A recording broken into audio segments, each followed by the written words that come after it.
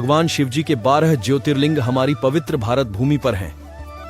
इन 12 ज्योतिर्लिंगों में तीसरे स्थान पर आता है महाराष्ट्र के नासिक जिले में गोदावरी नदी के तट पर विराजमान श्री त्र्यंबकेश्वर ज्योतिर्लिंग।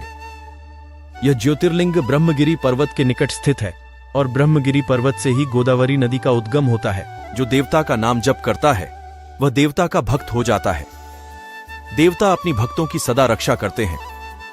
भगवान ने भक्तों को वचन दिया है, न मे भक्त प्रणश्यति, अर्थात मेरे भक्तों का कभी नाश नहीं होता। आज हम देवता का अखंड नाम जप करने वाले एक ऐसे भक्त की कथा सुनने वाले हैं जिसकी असीम भक्ति के कारण देवता उसकी रक्षा के लिए प्रकट हो। यह बहुत प्राचीन काल की बात है। द्रविड़ देश में इंद्रद्युम्न राजा राज्य करते थे। वह भगवान श्री विष्णु के परम भक्त थे। वह भगवान की आराधना में ही अपना अधिक समय व्यतीत करते थे।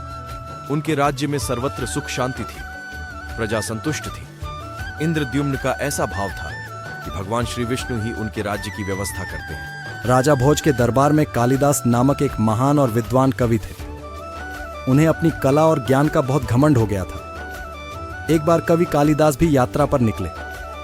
मार्ग में उन्हें बहुत प्यास लगी।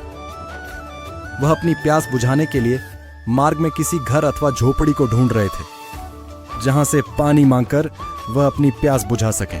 एक साधु महाराज श्री रामायण जी की कथा सुनाते थे। उनकी कथा सुनकर लोग आनंद विभोर हो जाते थे। साधु महाराज का एक नियम था, प्रतिदिन वह कथा प्रारंभ करने से पहले हनुमान जी को कथा सुनने के लिए आमंत्रित करते थे। एक महाशय ने साधु महाराज से पूछा, महाराज, आप जो गद्दी प्रतिदिन हनुमान जी को देते हैं उस पर क्या हनुमान जी वास्तव में विराजमान होते?